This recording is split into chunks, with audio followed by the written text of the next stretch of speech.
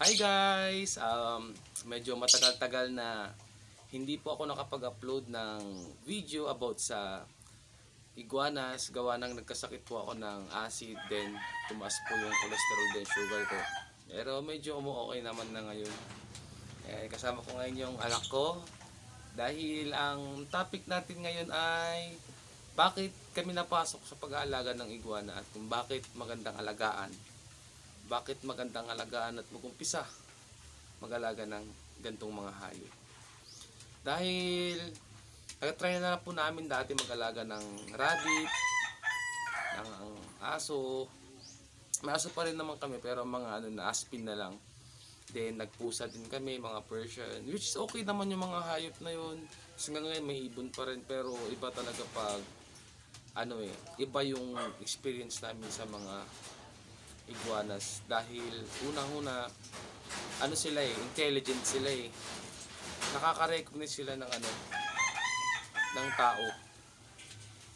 Kumbaga kung ikaw yung nagpapakain sa kanila palagi, nare-recognize nila yung mukha mo, namumukhaan kanila.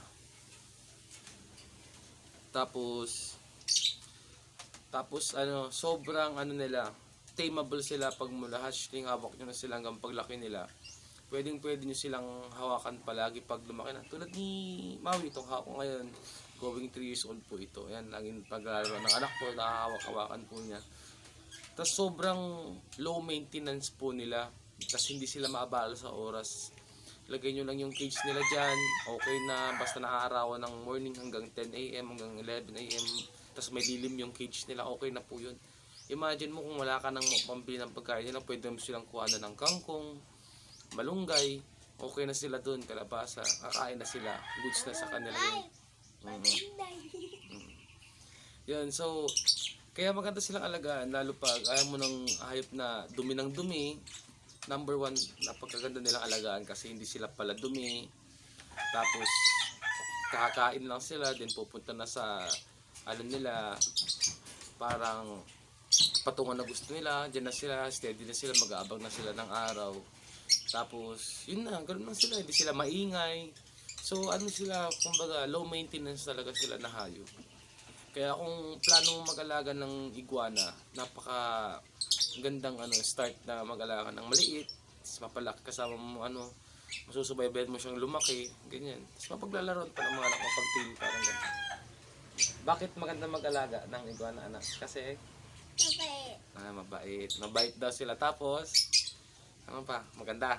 Maganda. Maganda. Nahahawakan, no? Opo. Anong pangalan nito? Maui. Ito daw si Maui. Yan. Kaya ito ng anak ko kasi lagi niya itong hinahawakan. Tuwing wala siyang magawa. Pupunta siya dito sa likod, sa may cage. Hahawak-hawakan niya to.